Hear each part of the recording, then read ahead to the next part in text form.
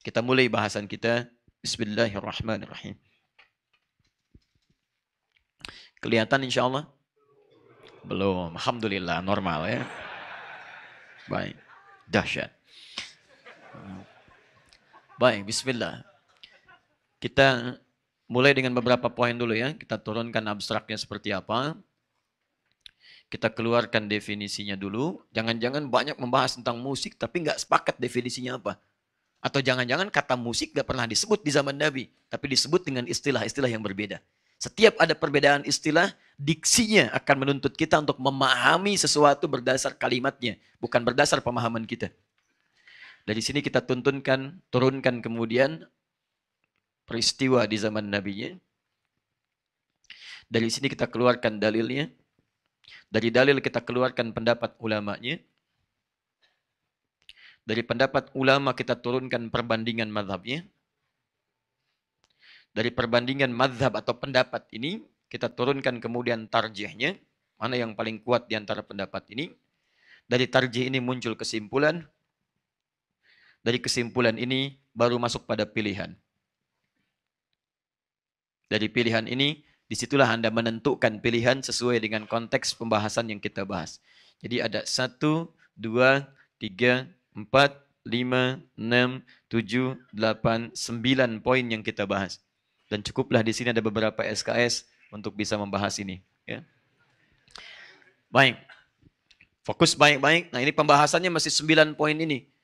Ya, Anda nggak bisa tiba-tiba melahirkan kesimpulan. Apa itu musik hukumnya? Haram. Nggak bisa. Halal. Tidak bisa. Mohon maaf. Kalau Anda sempat kuliah di beberapa kampus di Timur Tengah. Misal, baik di Mesir Al-Azhar, di Libya kuliah dakwah, di Tunisia Zaituna misal, ataupun di Maroko Ibnu Tufail dan sebagainya, itu soal kalau ujian kadang-kadang cuma 1. Tapi 1 itu jangan dikira mudah untuk menjawab. Apa hukumnya musik? Anda jawab haram, nilainya 0. Jawabannya mesti diurutkan dengan 9 poin ini. Apa persoalan musik itu? Apa definisinya? Bagaimana peristiwanya? Apa dalilnya? Apa pendapat ulama tentang dalil ini? Bagaimana perbandingannya? Bagaimana tarjihnya? Apa kesimpulannya? Setelah itu apa pilihan Anda di situ? Setelah itu baru dapat nilai. Bisa 10 halaman satu soal. Nah, sekarang kita turunkan dulu. Persoalan abstraknya dalam fikih ikhtilaf ditemukan dalam khazanah pemikiran Islam sampai dengan kondisi kekinian, pandangan-pandangan berbeda tentang hukum musik. Sebagian secara garis besar itu bisa dibagi 2 bagian. Ada yang pro, kita katakan, dalam pro artinya ini membolehkan musik dalam praktek kehidupan. Boleh. Ini pun ada dibagi 2 bagian.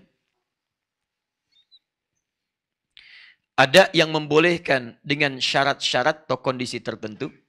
Boleh terikat. Ada juga yang cukup ekstrim kubunya, boleh tak terbatas. Artinya boleh saja, tanpa ikatan. Boleh mutlak. Ada lagi di sini yang kontra terhadap musik.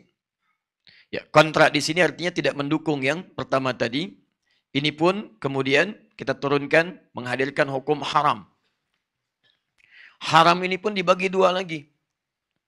Ada haram yang mutlak. Mutlak haram. Gak boleh sama sekali. Jadi kalaupun dikatakan musik haram hukumnya. Ini sudah qat'i. Gak boleh. Ijma' dan sebagainya. Nah, ini hukum yang pertama. Yang kedua, haramnya haram terikat. Ya, jadi tidak mutlak. Muqayyad. Dalam keadaan tertentu ada yang tidak diharamkan. Ada pengecualian di sini. Terikat. Nah, kita lihat. Dari 2 hal ini, baik yang pro membolehkan dengan 2 turunannya, ataupun yang kontra, kemudian dengan 2 turunannya, haram dengan 2 turunannya, yang jadi persoalan, perbedaan pandangan dari ulama ini, yang sebetulnya sudah tuntas bahasannya, dimunculkan lagi dalam setiap perkembangan zaman, disampaikan kepada kalangan awam, dan awam tidak memahami bagaimana ulama menyimpulkan hukum. Tahu-tahu sudah mendapatkan keterangan dari guru-guru tertentu yang mengajarkannya. Yang ikut pengajaran di sini maka menyimpulkan boleh, yang ikut di sini menyimpulkan haram. Yang persoalan terbesarnya kadang-kadang karena keinginan kuat untuk memegang pendapat yang ini tidak pernah membuka dalil-dalil yang ini. Juga demikian yang ini tidak pernah menerangkan dalil-dalil yang ini. Atau persoalannya ketika menerangkan yang ini, yang dikuatkan yang ini saja, sementara yang diambil di sini yang lemah-lemahnya. Sama, yang ini juga diambil di sini yang kuat-kuatnya, kemudian di sini ditampilkan yang lemah-lemahnya. Yang jadi masalah, timbullah kemudian kebingungan di kalangan awam, yang jadi persoalan dari bingung ini jadi perbedaan, lebih persoalan lagi dari perbedaan ini jadi perselisihan. Yang lebih masalah lagi dari perselisihan ini sampai tidak tegur sapa. Yang lebih hebat lagi, ada murid yang bisa menilai guru. Siapa gurunya? Menghalalkan musik ya? Beda manhaj. Masya Allah. Siapa gurunya? Mengharamkan musik ya? Bukan golongan saya. Masya Allah. Lantas golongan siapa? Ini jadi masalah. Karena itu, pagi ini kita coba bahas urai dengan maksimal 2 persoalan ini. Kita hadirkan turunannya. Kenapa ada yang pro, apa dalilnya. Kenapa ada yang kontra, apa dalilnya. Setelah itu kita perbandingkan, baru di situ kita simpulkan. Jelas sampai sini? Belum saya jelaskan. Bagaimana bisa jelas? Saya baru buka gitu ya. Baik. Jangan sampai karena suara tadi dalam sholat tidak jelas, membuat Anda semakin tidak jelas ya. Ayo, kita turunkan dulu ke sini. Yuk, kita sepakat dulu. Apa itu musik? Harus disepakati dulu. Karena kalau kita tidak sepakat definisinya, akan liar pembahasannya. Karena itu setiap ulama ketika membahas sesuatu, itu selalu menurunkan batasan yang disebut dengan ta'rif. Namanya definisi. Lughatan wastilahan. Apa menurut bahasa, apa menurut istilah. Misal, bisa. Apa artinya bisa? Halo? Mampu, dapat. Baik, secara bahasa itu banyak. Banyak. Bisa mampu, bisa berarti mampu, dapat. Bisa berarti racun yang melekat pada hewan tertentu. Baik. Nah sekarang kita harus batasi. Dalam batasan apa kita membahas tentang kata bisa ini? Turunkan. Ini secara bahasa. Kalau saya ingin bahas dalam dunia hewan, maka apa yang dimaksudkan? Racun. Umumnya ini. Umumnya ini. Tapi kalau saya bahas misalnya dalam dunia motivasi dan sebagainya, mustahil dipahami dengan racun. Anda harus bisa berbahasa Arab. Racun itu. Tidak. Pasti yang pertama yang ini. Karena itu nanti dalam bahasan-bahasan syariat pun itu ada turunan. Misalnya sunnah. Sunnah dalam pengertian apa? Sunnah dalam pengertian ilmu hadis, sunnah dalam pengertian fiqih, atau sunnah dalam pengertian usul fiqih. 3 ini bisa beda. Jangan Anda pahami setiap sunnah itu maknanya akan sama. Tidak. Dalam fiqih beda dengan usul fiqih. Dalam usul fiqih beda kemudian dengan dalam ilmu hadis. Akan lain. Nah sekarang persoalannya ketika Anda membahas tentang musik, apa definisi musik yang dimaksudkan dalam hadis-hadis Nabi SAW dan ayat-ayat Al-Quran. Jangan-jangan tidak seperti yang kita gambarkan sekarang. Nah untuk melacak itu semua, kita keluarkan peristiwa yang terjadi di masa Nabi, supaya Anda paham menghukuminya ini yang dimaksudkan di masa Nabi. Jadi kalau turun ayat, atau hadis, atau peristiwa, jangan diukur dengan masa kita dulu. Kembalikan dulu pada peristiwa dimaksud, baru kita paham maksudnya apa.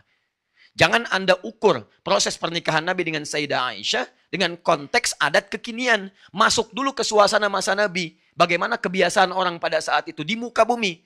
Bukankah di Eropa terjadi pernikahan dengan anak-anak kecil juga? Bahkan ada yang 6 tahun, ada yang 7 tahun, ada yang 8 tahun. Dan itu terus berlangsung. Jadi bukan hal kemudian yang aneh kalau Nabi menikah dengan Sayyidah Aisyah dalam usia yang sangat dini. Dan kemudian dipergauli dalam masa ketika masa haidnya muncul.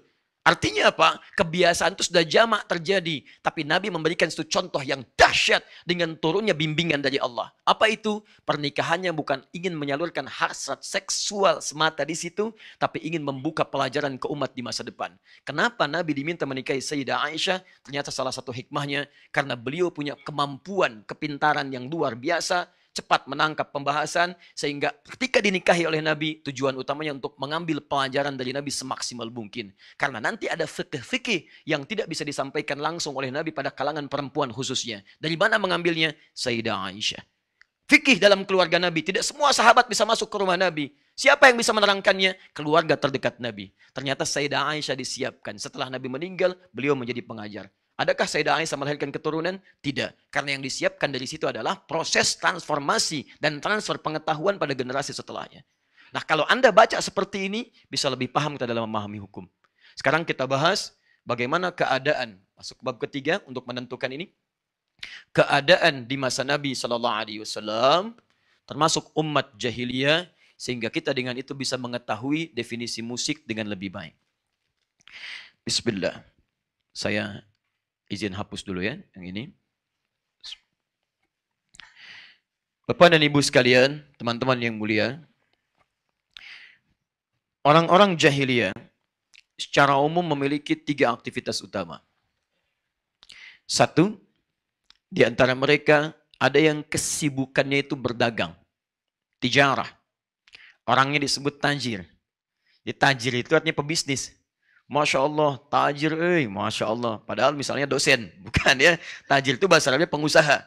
Cuman karena banyaknya dulu orang berusaha menghasilkan harta yang banyak, sehingga disebut sebagai orang kaya. Tajir, tijarah.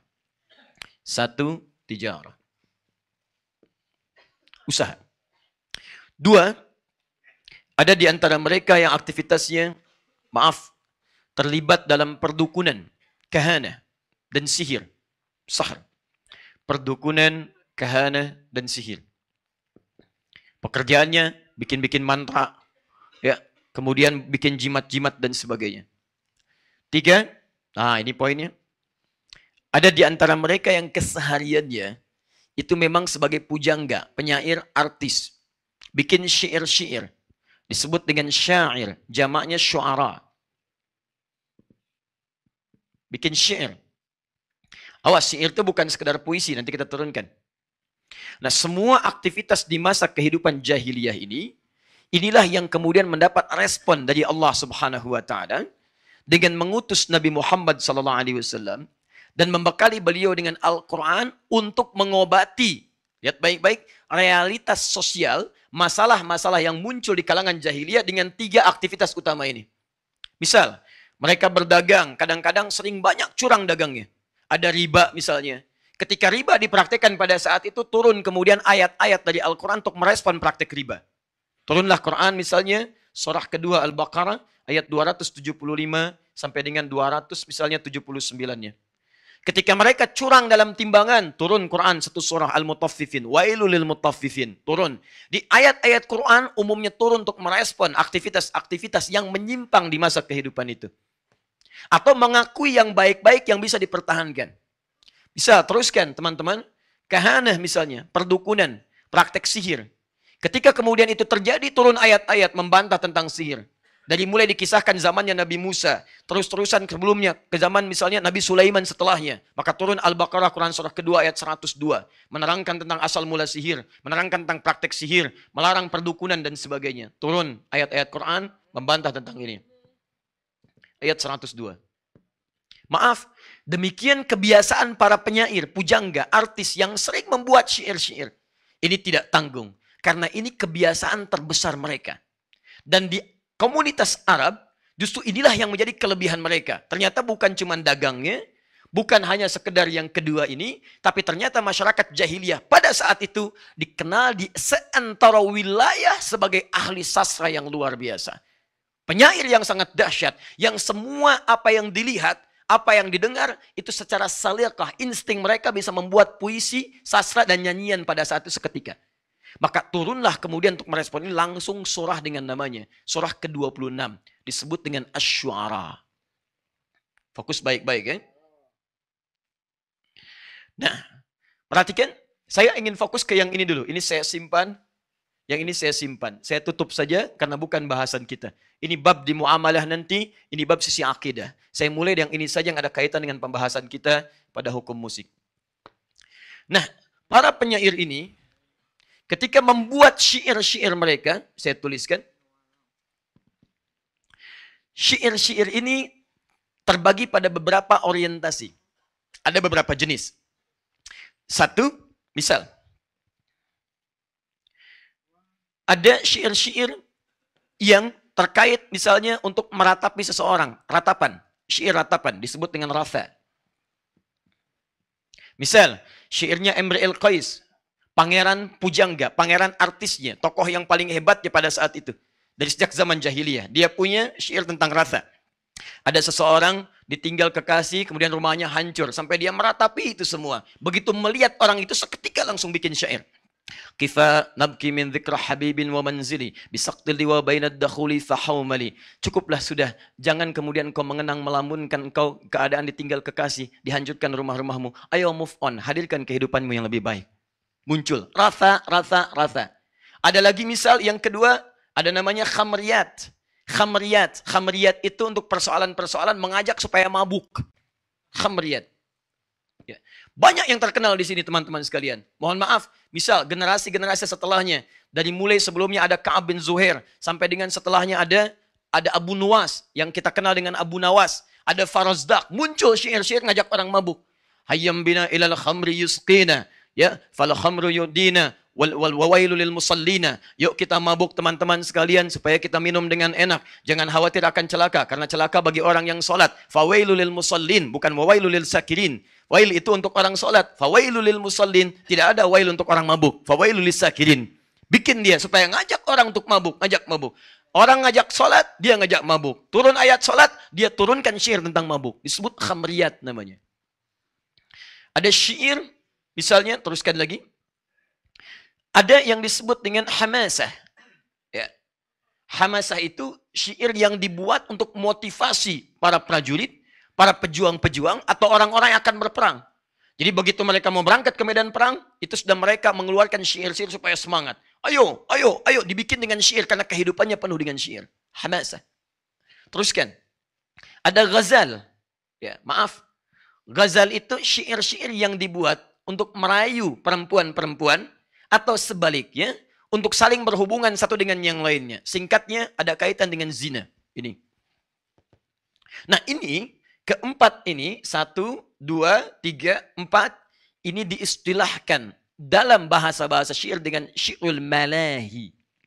Perhatikan baik-baik. Nanti ini kata kuncinya. Malahi. Hal yang tidak ada manfaatnya. Jamak dari kata lahwun.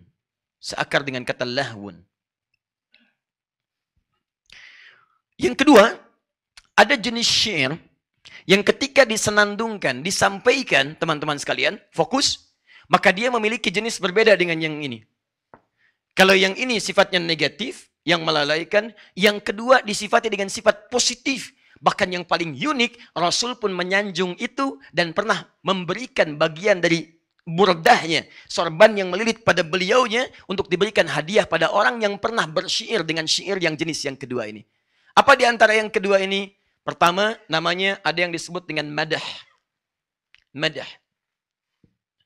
Madah itu qasidah, kumpulan syair untuk mengangkat sisi-sisi positif yang bisa diteladani. Pujian-pujian positif. Misal, ada seorang bernama Ka'ab bin Zuhair. Asalnya memusuhi Nabi. Bahkan keluar fatwa dari Nabi, halal darahnya. Kemudian setelah itu dia bertobat. Ketika mendengar itu dia bertobat, memperbaiki keadaannya. Cuman dia tidak bisa merubah karakternya karena tabiatnya seorang penyair. Penyenandung dia. Ya, karena tidak bisa merubah kebiasaannya, tipikalnya masih dalam konteks dia penyair, maka dia mendalami terus syairnya tapi merubah dari yang sifatnya mencela, menghina disebut dengan haja, saya belum turunkan tadi. Syair untuk celaan, dirubah menjadi madah. Maka datanglah dia kepada Nabi untuk menyampaikan taubatnya di hadapan Nabi SAW. Bertobat kepada Allah, lalu dia membuat satu syair yang sangat terkenal. Yaitu madhin Nabi SAW. Innar rasula lanurun yustada'u bihi, muhnidun min suyufillahi maslulu. Sungguh Rasul itu menjadi cahaya bagi setiap orang yang mengikutinya. Bagaikan kilatan-kilatan pedang dari pedang-pedang Allah Subhanahu wa Ta'ala yang sangat tajam. Jadi jangan dilihat tajam pedangnya. Maksud beliau itu, awalnya saya berbuat salah sampai mendapatkan fatwa untuk hukuman mati. Dengan pedang yang sangat tajam. Tapi dengan kasih rahmat Rasulullah SAW dari Allah Subhanahu wa Ta'ala, ketika saya bertobat, pindahlah pedang tajam itu kepada cahaya yang bisa diikuti. Tiba-tiba dari yang tajam berubah menjadi rahmat kepada saya. Pujian kepada Nabi SAW. Ketika disampaikan kalimat itu, Nabi kemudian melepaskan burdahnya, dipakaikan kepadanya dan menyanjungnya. Inilah contoh orang tobat yang baik. Dibayangkan orang berbuat syair di hadapan Nabi, dipuji oleh Nabi SAW, diberikan hadiah di hadapannya. Nah, kasidah ini misalnya muncul lagi. Misal, hamasah, syairnya yang positif, yang baik. Pernah dengar kalimat ini? Tala'al badru alaina min thaniyatil wada'i wajaba syukru alaina bad'a lillahi da'i. Pernah dengar itu? Baik, itu pun sama, itu syair. Syairnya hamasah tapi yang positif. Itu didendangkan, disampaikan pada saat Nabi perang dari pulang Tabuk. Disampaikan, dibacakanlah syair-syair yang dimaksudkan. Ada lagi yang memuji-memuji alam. Misal, mohon maaf, ketika Anda melihat misalnya suasana musim semi, pohon-pohon mulai bagus, tumbuh bunga-bunga, tiba-tiba muncul kemudian kalimat-kalimat yang indah. Atakar rabi'u Masya Allah. Ataka rabi'u yakhtalu dhahika minal husni hatta kada an yatakallama. Hei, musim semi telah tiba. Bunga-bunga mulai muncul. Saking merekahnya kalau Anda lihat seperti orang-orang yang tertawa. Madah. Biasa. Positif nilainya. Nah, yang saya maksudkan, dari suasana ini ketika mereka membuat syair, Bapak dan Ibu sekalian, turunlah ayat Al-Quran untuk menyikapi dua jenis syair ini. Turun Quran surah ke-26 Asy-Syu'ara ayat 224 sampai 227. Disebutkan langsung dua golongan ini. Satu dicela, satu dipuji. Mana yang dicela? Golongan yang pertama ini. Turun Quran surah 26 ayat 224-nya. Wasyu'ara'u yattabi'uhumul ghawun. Dan para penyair itu, para pujangga itu, para penyenandung, para penyanyi itu umumnya seringkali larut dalam kesesatan. Larut dalam kesesatan. Alam tara annahum fi kulli wadin yahimun. Tidaklah engkau perhatikan kalau mereka mau mencari inspirasi-inspirasi, kadang-kadang datang ke lembah-lembah pada saat itu. Yang dimaksud lembah kalau sekarang tempat yang sepi, sunyi, mojok-mojok nyari lirik gitu kan. Ya lama nggak ada kerjaan, nggak silaturahim, nggak ngerjakan yang baik-baik, nggak mengerjakan yang manfaat, tidak ada aktivitas, hanya untuk mendapatkan lirik saja. Kadang-kadang lampu sudah nyala, dia sengaja matiin. Kalau kita kan mengharapkan nyala, mic nyala, itu yang kita harapkan. Dia enggak, mic dimatiin. Kenapa dimatikan? Mencari inspirasi. Lama. Sehingga kadang-kadang melalaikan hal yang bermanfaat. Bahkan sholat kadang tertinggal. Bahkan aktivitas kadang tertinggal. Itu dicela oleh Quran. Dan hebatnya ketika turun ayat-ayat positif, ayo sholat, dia turunkan ayat mabuk. Ayo kita ibadah, dia turunkan ayat untuk hal-hal yang tidak bermanfaat. Malahi namanya. Maka ini yang dicela oleh Al-Quran. Turun ayat, kemudian menjelaskan kebiasaan mereka dan mencela perbuatannya. Tapi lihat baik-baik. Begitu masuk ke ayat 226, ayat 227, akhir dari ayatnya, ini poinnya. Langsung ke ayat 227-nya. Illalladzina amanu. Tapi ada di antara para penyair itu, para pujangga penyenandung itu orang-orang yang beda dengan yang pertama. Dia gunakan syair-syairnya, dia gunakan lirik-liriknya, amanu untuk menguatkan imannya kepada Allah Subhanahu wa taala. Wa amilus shalihat, justru syairnya dia munculkan untuk melahirkan amal-amal saleh. Wa dzakarullaha katsira, dan mereka justru menjadikan syairnya untuk menjadikan orang ingat kepada Allah Subhanahu wa taala. Masya Allah, dipuji oleh Quran, wantasaru min ba'di ma zulimu, dan mereka mendapatkan kemenangan setelah banyak mendapatkan penyiksaan-penyiksaan dari yang lainnya. Teman-teman, ayat 227 ini justru menampilkan hal yang berbeda. Yang ini mencela, yang ini memuji dan mengangkatnya. Ini penolakan, ini pengakuan. Sekarang persoalannya, apa hubungan dengan musik? Nah, Anda mesti tahu bahwa syarat untuk membuat syair itu, disebut sebuah syair, syaratnya 4. Ini sudah saya tuliskan di sini. Ya, nanti saya berikan gambarannya. Jazakallah khair. Nah, dan saya paling tahu mana yang harus dihapus. Kadang-kadang ketika dihapus bukan bagian yang saya inginkan, ya. Dan membuat kita lelah untuk menulis kembali. Dan semoga Allah ampuni dosa-dosanya.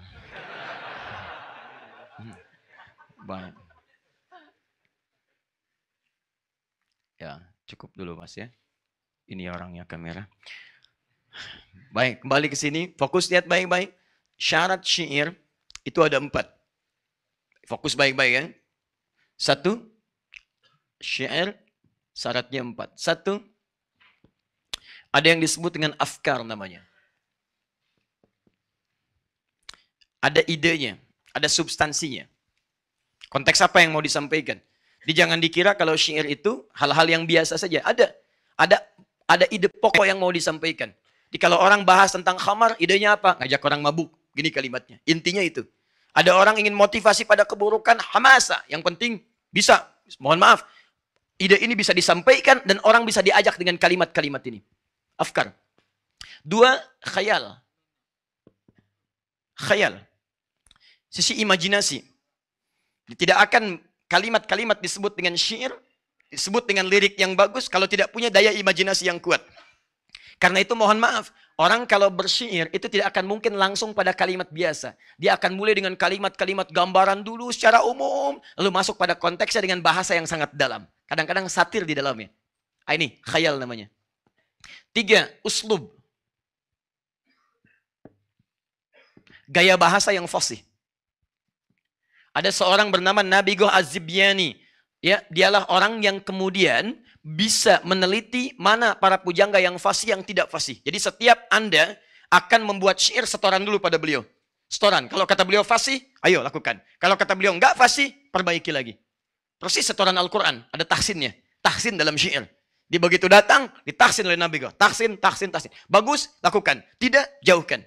Di tidak semua orang yang datang bersyair bisa disebut syairnya itu sempurna. Nah, yang keempat, musik. Musik. Bukan musrik, musik. Musik. Syarat syair disebut syair, dia memiliki musik. Apa musik yang dimaksudkan di sini? Musik yang dimaksudkan adalah irama-irama berbentuk wazan dan qafiyah. Keselarasan di ujungnya dan ada irama-irama yang terdengar di situ. Ini syarat daripada syair, salah satunya musik. Dia memiliki irama dan dia punya formula. Formulanya kelak dikenal dengan bahar. Ada 16 rumus formula, sesuatu disebut dengan syair.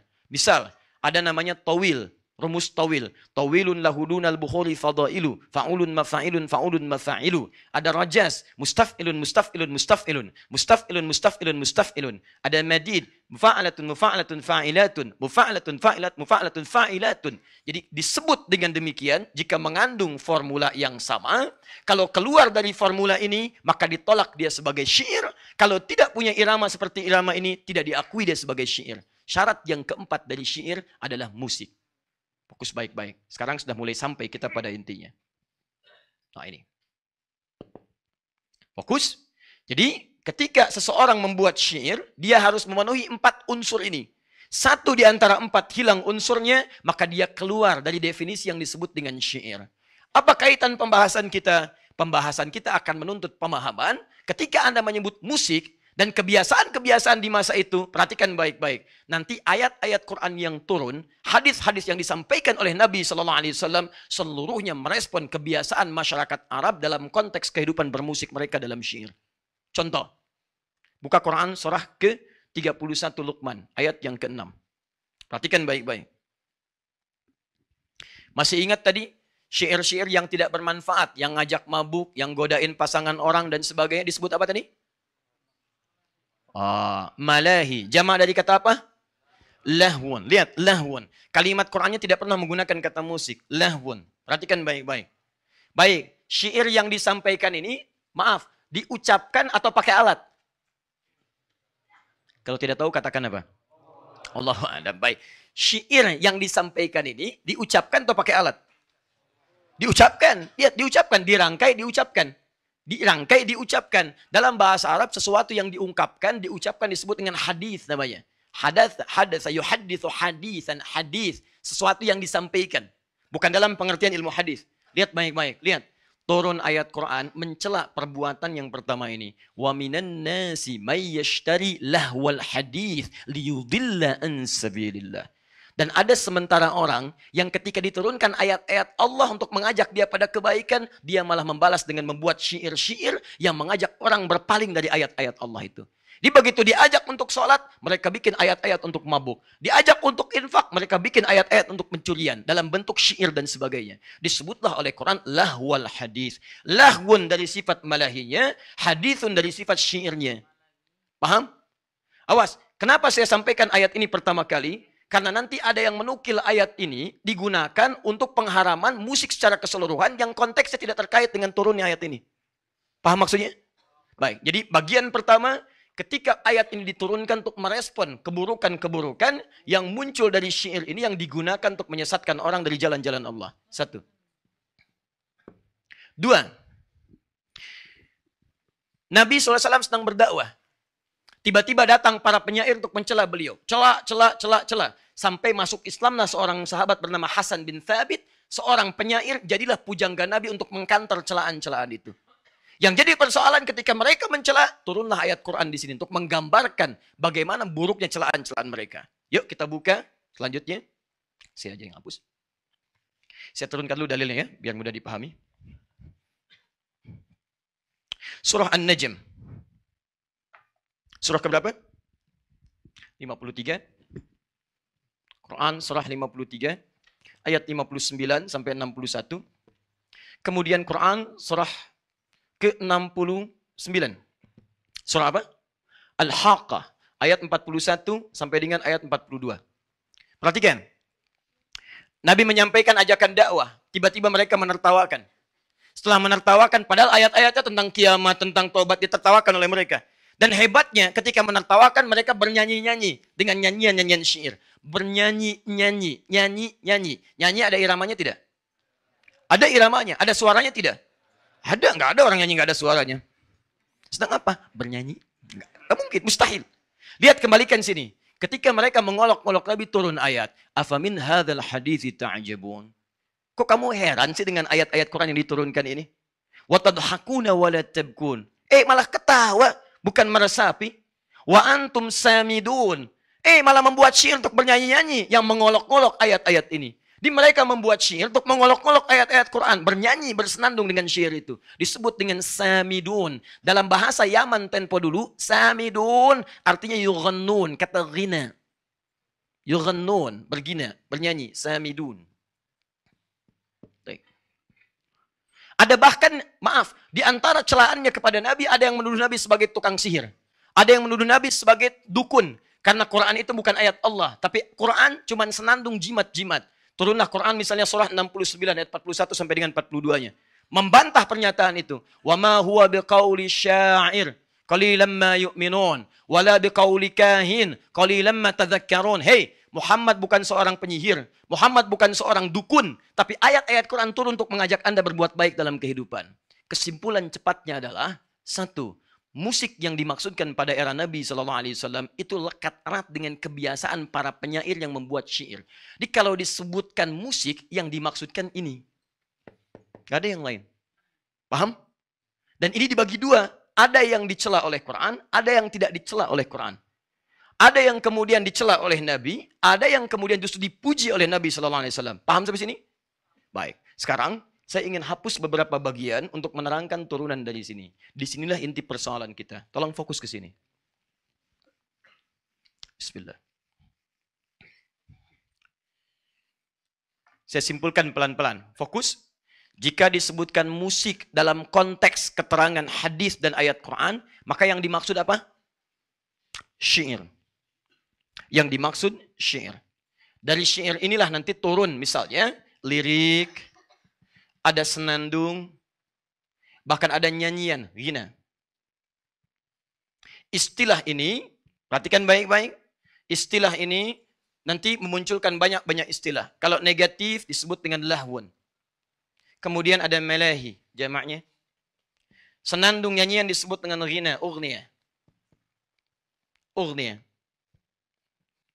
Ada yang positif nanti dari sini, yang menghasilkan hadis-hadis dan ayat-ayat Quran untuk mengangkat, membenarkan ya konteks yang dilakukan pada saat itu. Jadi ada yang positif, ada yang negatif. Baik, sampai sini dulu pelan-pelan. Fokus baik-baik, lihat baik-baik. Ketika membuat syair, ada unsur musiknya. Ada liriknya, senandung, ada nyanyiannya. Dibagi dua bagian. Ada yang bertentangan dengan nilai agama, ada yang justru menguatkan nilai agama. Yang menguatkan turun ayat dan hadis untuk memujinya, yang kemudian menjauhkan turun ayat-ayat dan hadis untuk mencelaknya. Paham sampai sini? Baik. Ini pakai alat atau tidak?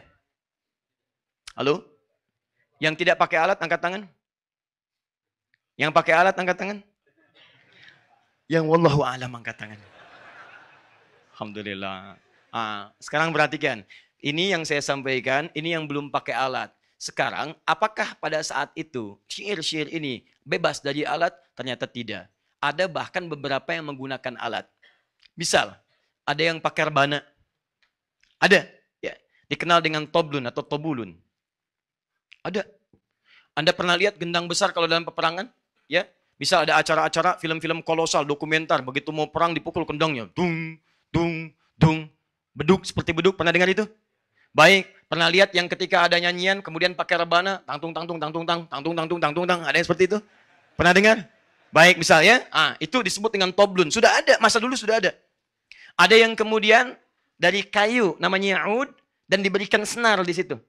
Ya, disebut gitar tempo dulu. Gitar itu dari bahasa Arab, autar namanya. Dari bahasa Arab, bukan autan. Autan buat nyamuk. Autar. Autar, ini. Jadi gitar itu bukan dari bahasa Inggris asalnya. Diambil dari bahasa Inggris ambil dari bahasa Arab. Autar asalnya. autar. Nah, jadi autar ini senar-senar yang dilekatkan pada kayu dan dipetik. Biasanya sampai 3 senar di situ. Ketika dipetik ini, alatnya berubah namanya menjadi ma'zifah. Jamaknya disebut dengan ma'azif. Ma'zifah. Ma'zifah. Jamaknya disebut dengan ma'azif. Sekarang ini inti yang paling penting dari pembahasan kita. Ada para penyair yang mereka dalam syairnya hanya menggunakan kata-kata saja. Ada para penyair yang dalam syairnya diiringi kemudian dengan alat-alat. Di antara alatnya ada rebana toblon, ada alat petik ma'zifah, jamaknya dengan ma'azif. Nah, dua hal ini pada masa Islam di zaman Nabi SAW itu pun masih berlangsung. Dan menariknya, dua negatif ataupun positif juga terjadi di masa Nabi SAW. Setelah masa Islam, maaf, yang bersyair masih ada. Contoh, saya ambil yang positif dulu misalnya ya. Dan itu ada di hadis-hadis yang sahih. Riwayat Al-Bukhari, riwayat Muslim, riwayat Abu Daud. Bahkan sebagian disahihkan oleh Syekh Muhammad Nasiruddin Al-Albani. Dan setelah saya rangkum di sini, ada sekitaran sampai 5 sampai dengan 9 hadis. Tayyib. Misal, saya berikan contoh saja ya. Di Ibnu Hibban hadisnya sahih, nomor hadis 6892. Ya. Baik, teman-teman hadisnya dari Buraidah. Hadisnya dari Buraidah. Satu kali ada 2 orang yang berdendang ya, di hadapan Nabi SAW. Di hadapan sahabat Abu Bakar As-Siddiq. Di hadapan sahabat Uthman bin Affan. Mereka berdendang, nyanyi-nyanyi. Ada liriknya, ada iramanya, ada macam-macamnya. Apa yang terjadi? Ketika mereka sedang berdendang, Nabi tidak melarang mereka. Tapi ketika Umar datang, Umar bin Khattab radhiyallahu taala anhu datang, kemudian dilemparkanlah kemudian ya rebana yang mereka pegang, dilemparkan oleh mereka, lalu Nabi mengatakan, ya datanglah Umar, yang saat Umar datang, setan akan takut kepadanya. Setan akan takut kepadanya. Perhatikan, hadis ini kata para ulama hadis menunjukkan 2 pesan sekaligus. Ada yang dibenarkan, ada yang tidak dibenarkan. Apa yang dibenarkan? Pertama, yang dibenarkan adalah keadaan ketika mereka menyanyi bersyair di hadapan Nabi SAW, tidak ada kalimat-kalimat yang langsung disanggah oleh Nabi. Kalaulah seketika itu haram, tentu Nabi akan mengatakan, jangan berdendang di hadapan saya, itu haram. Tinggalkan, tinggalkan.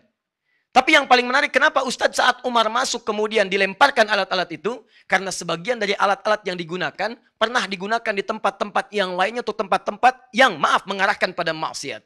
Contoh, tidak sedikit orang-orang menggunakan gitar, kemudian gitar yang saya maksudkan yang tempo dulu, kemudian rebana untuk mengiringi perbuatan-perbuatan maksiat yang terjadi pada saat itu. Contoh, mohon maaf, fokus ini, itu dulu orang Arab kalau mau maksiat, mereka akan datang mengenakan jubah terbaiknya untuk menunjukkan status sosialnya. Biasanya menggunakan sutra, laki-laki pakai sutra, datang. Kemudian dia bawa, maaf ya, perangkat-perangkat mabuk. Dari yang perasan kurma, perasan anggur dan sebagainya. Setelah itu disertailah dengan penyanyi-penyanyi biduan-biduan sambil diiringi dengan alat-alat musik. Ada yang pakai rebana, ada yang pakai kemudian gitar-gitar yang dipetik pada masa itu. Sebagian bersenandung, sebagian yang mabuk, ada yang zina dan sebagainya. Dari situlah Nabi pernah mengeluarkan hadis di masa yang akan datang. Itu telah dihapuskan oleh Nabi seperti itu. Jangan mabuk lagi, jangan zina lagi. Turun ayat melarang zina, turun ayat melarang mabuk. Bahkan sampai 4 tahapan. Turun ayat melarang hal-hal yang tidak bermanfaat. Setelah itu sepi semua itu. Tapi kata Nabi, akan muncul di masa datang di antara umatku yang menghalalkan lagi proses seperti itu. Digabungkanlah 4 tadi. Mereka menghalalkan zina, mereka menghalalkan khamar, mereka menghalalkan sutra, dan mereka menghalalkan ma'azif. Nabi bukan menyebut musik, bahasa hadisnya ma'azif. Kenapa Nabi menyebut ma'azif? Karena sebagian alat itu ada yang digunakan pada yang negatif. Mengiringi orang untuk berbuat maksiat. Jadi kalau Anda menemukan hadis itu bukan berbicara masalah hukum mutlak musik, bukan. Hadis itu ingin bicara tentang konteks maksiat yang terjadi di masa Nabi. Yang sering diakibatkan oleh penggabungan antara alat-alat musik dengan tujuan-tujuan maksiat. Coba Anda cek. Kalau orang muncul dengan glamoritas, dengan alat-alat yang tadi, disertai dengan alat-alat musik, pasti ujung-ujungnya maksiat. Silahkan cek. Cek kalau tidak keliru. Silahkan. Kalau Anda tidak percaya, silahkan. Di sampingnya ada minuman, menggunakan suasana glamor, terus ada alat-alat musik di sampingnya, ada yang nyanyi. Pasti minimal akan terjadi maksiat. Kalau tidak ikhtilat joget bersamaan, kalau tidak kemudian mabuk-mabukan, apa yang terjadi? Ujung-ujungnya zina. Itu persoalan terbesarnya. Silahkan cek. Bukankah ada tempat-tempat menampung seperti itu? Ya, misal ada sebagian tempat-tempat disebut dengan diskotik, ada klub malam, dan malam bukan siang. Belum ada klub siang, kan? Ada klub malam, ada diskotik, ada macam-macam. Silakan, apa yang terjadi? Begitu musik di setel, alat-alatnya ada, untuk mabuknya ada, musiknya ada, alatnya ada, orang menggunakan pakaian-pakaian yang borjuis, Sutranya memang sudah nggak ada, tapi yang dipakainya luar biasa. Sama-sama mahalnya, sama-sama alat kesombongannya. Muncul itu, bergabunglah semua elemen ini. Inilah yang menyebabkan hukum haram turun. Dua. Jadi fokus, alatnya sudah ada. Kemudian nyanyian yang tanpa alat juga ada. Tapi hukum-hukum yang disampaikan oleh Nabi keluar dua bagian dari Nabi. Ada yang mengharamkan, ada yang seketika kemudian menghalalkan. Contoh kedua. Saya agak cepat ya. Nanti saya buka kitab, setelah ini kita selesai. Satu kali Nabi melihat Sayyidah Aisyah. Kemudian ketika beliau melihat Sayyidah Aisyah di rumah beliau, masuk ke dalamnya, Sayyidah Aisyah sedang dihibur oleh dua orang. Ya, yang bantu beliau, jariyah beliau, ketika dihibur menggunakan syair. Ya, bahkan menggunakan ini, rebana, dufuf, tobel. Dipukul-pukul, nyanyi-nyanyi, dan sebagainya. Datanglah sahabat Abu Bakar As-Siddiq radhiyallahu ta'ala anhu. Ketika beliau datang, beliau tidak suka dengan itu. Nanti saya catat ini. Dan ini nanti diantara yang saya pegang salah satunya. Karena beliau senangnya dengan Quran. Senangnya dengan hal-hal yang baik-baik berupa hadis dan sebagainya. Tidak terlampau suka dengan masalah-masalah musik. Jadi begitu masuk, beliau katakan, apa bimazmuri syaitani fi baitin Nabi SAW? Kok ada senandung-senandung setan? Maksudnya ini saya nggak suka ini nih. Kok ada yang haram di rumah Nabi SAW? Abu Bakar memahami setiap musik itu haram. Apa kata Nabi? Hadis sahih. Kata Nabi, Abu Bakar, janganlah usil ya dengan menghukumi mereka. Ini hari raya untuk mereka, biarkan mereka bersenandung. Perhatikan, Abu Bakar menghukumi haram perbuatan dua orang jariyah tadi. Nabi mengatakan tinggalkan mereka, biarkan mereka bernyanyi karena ini hari raya untuk mereka. Hadza yauma idihim. Ini hari raya untuk mereka, biarkan mereka bernyanyi. 3. Lihat baik-baik. 3. Teman-teman sekalian, dalam bab pernikahan. Tiba-tiba ada sahabat kalangan yang menikah, suasananya sepi. Nabi perintahkan pada Sayyidah Aisyah, ya Aisyah, kenapa tidak ada orang-orang yang bernyanyi? Kenapa tidak ada orang-orang yang bersyair? Bukankah orang Ansor senang kalau ada pesta seperti ini, ada yang bernyanyi, ada yang bersyair? Nabi malah memerintahkan, keluarkan dufuf, pukul rebana, dan buat syair-syair yang bagus untuk menghibur mereka. Di hiburan-hiburan, urusan-urusan yang sifatnya dalam kebaikan. Nabi malah meminta dihadirkan, bukan meminta dihilangkan. Ini yang paling menarik. Nah, turunkan hadis-hadis ini, jadi dari hadis-hadis yang terlihat membenarkan musik ini, muncullah golongan pro di sini. Dikeluarkanlah hadis-hadis dari Nabi yang membenarkan tentang musik tadi. Misal, kata orang rebana tidak boleh. Kata siapa? Kata Nabi malah disuruh pukul rebana. Maka dikeluarkanlah hadis-hadis tadi untuk menguatkan ini. Jadilah ini hadis penguat untuk yang pro musik. Baik. Kata siapa dilarang? Toh dalam pernikahan yang tadinya dilarang, didiamkan. Nabi malah menyuruh untuk memainkan itu. Ini menunjukkan bahwa musik boleh. Hadis yang kedua. Kata siapa dilarang? Kan turun ayat. Quran surah ke-26, ayat ke-27. Justru di situ ayat 227. Justru di situ para syuara pemusik dipuji oleh Allah Subhanahu wa taala dan jadi bahan dia untuk masuk ke dalam surga. Masya Allah, muncul hadis ayat yang ketiga. Ayat Al-Quran. Ayat-ayat ini diambil oleh golongan pro dan mereka nilai inilah ayat-ayat dan hadis yang membolehkan tentang musik. Muncullah kesimpulan musik boleh menurut mereka. Paham sampai sini? 1.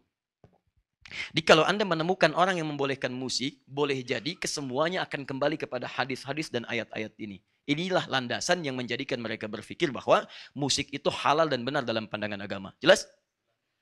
Hapus. 2. Lepas dari ini, ada ayat-ayat yang mencela sekaligus hadis-hadis yang menghinakan musik dan para pemusik. Misal, tadi Asy-Syu'ara Quran surah ke-26 ayat 224-nya. Di situ para pemusik dicela. Seringkali menghadirkan kesesatan. Seringkali menghadirkan khayalan-khayalan. Tidak disukai oleh Quran. Kata mereka haram hukumnya. 2. Turun ayat Quran surah Luqman misalnya. Tadi yang saya bacakan. Turun Quran surah An-Najm. Tadi yang saya bacakan. Di situ semua mencela dan menyebut musik perbuatan yang tidak bermanfaat. Maka mereka menyimpulkan haram hukumnya. 3. Adanya hadis-hadis Nabi SAW yang jelas menyandingkan musik dengan aspek keharaman seperti zina, khamar, dan sebagainya. Kata mereka, karena musik disandingkan dengan zina, musik disandingkan dengan khamar, yang asalnya haram, maka mutlak hukum musik pun haram seperti halnya zina dan khamar. Paham sampai sini? Keluarlah kemudian hukum dari mereka menghukumi musik sebagai hukumnya haram. Baik. Persoalannya, lihat baik-baik. Saya sebutkan dua kubu ekstrim dulu. Saya belum sebutkan mana pilihan yang rajih di antara ini semua. Fokus. Para ulama ketika melihat hadis-hadis ini dan ayat-ayat Quran, mereka terbagi pada beberapa golongan. Ada yang berpendapat haram mutlak untuk kehati-hatian. Sudah. Karena ayat-ayat yang turun, hadis-hadis yang ada, itu tidak banyak yang memuji, tapi lebih banyak yang memalingkan dari itu. Maka mereka berpendapat, bagi saya, haram hukumnya. Haram itu maksudnya saya nggak ingin kerjakan itu. Saya ingin terkait dengan masalah yang jelas manfaatnya saja. Quran jelas manfaatnya. Hadis jelas manfaatnya. Musik gak banyak manfaatnya. Saya tinggalkan itu semua, saya konsisten dengan ini saja. Maka mereka berpegang teguh dengan hukum keharaman musik. Jadi kalau Anda menemukan, maaf ya, kelompok yang haram mutlak, gak boleh sama sekali, dan sebagainya. Ini yang diambil ayat-ayat dan hadis-hadis yang tadi saya bacakan. Dengan pemahaman hukum musik haram mutlak. Jelas? Persoalannya, begitu disampaikan seperti itu, tiba-tiba yang terjadi ditemukanlah hadis-hadis Nabi membolehkan. Tapi kan dalam pernikahan ada hadis Nabi, dan itu sahih. Tapi kan Nabi pernah masuk kepada rumah Sayyidah Aisyah, ada yang bersenandung, dan itu benar hadisnya. Bagaimana pendapat Anda? Oh, kalau itu dikecualikan. Kalau itu dikecualikan, boleh dalam konteks itu saja. Akhirnya yang tadinya haram turun sedikit. Haram kecuali. Sama kalau mau dibawa ke konteks kekinian, haram, gak bisa, mutlak itu haramnya. Tapi tiba-tiba ketika sedang sholat, tang ting tung ting tang ting tung, tang ting tung ting tang ting tung, handphonenya bunyi. Dan itu musik. Itu musik. Oh, kecuali handphone. Kecuali handphone. Misal ya. Baik. Muncul turunan di sini. Fokus baik-baik. Fokus. Kita sedang membahas persoalan. Maka disinilah kemudian muncullah kecuali-kecuali di sini. Apa pengecualiannya? Dalam bab nikah boleh. Itu pun diikat dengan hal-hal yang tidak banyak yang melalaikannya. Boleh dalam bab nikah. Sepanjang musiknya tidak terlampau berlebihan, bahkan disyaratkan rebana saja. Selain rebana, nggak boleh. Atau akapela saja. Jadi yang pakai piano tetap haram. Yang pakai gitar tetap haram. Yang boleh pakai rebana saja. Nah, jadi kalau Anda ikut golongan seperti ini, jangan heran kalau kemudian ke pernikahan yang ada cuma rebana. Ya, atau misalnya menggunakan akapela, tidak menggunakan piano dan sebagainya. Maka ini yang dimaksudkan barangkali mengambil hukum yang pertama. Dan Anda tidak harus mencelanya. Karena kita menghormati perbedaan. Tidak ada masalah. Kalau Anda berpegang pada yang ini karena tujuannya baik, ada masalah. Jangan dicela. Karena mereka saya ingin berhati-hati. Yang ingin saya kerjakan yang ini saja. Yang ini saya takut salah. Takut salahnya menjadikan mereka mengambil sesuatu yang mereka pahami dengan baik. Jelas? Satu. Baik. Kemudian, golongan yang ini tidak sependapat. Kita bandingkan. Mari kita lihat. Anda menyebutkan haram mutlak. Tapi pakai kecuali. Setiap yang haram mutlak kalau dikecualikan. Itu pasti haramnya haram pada zatnya. Pada asalnya sudah haram. Lihat baik-baik. Misal. Babi apa hukumnya? Haram. Ada kecualinya enggak? Oh, kata siapa?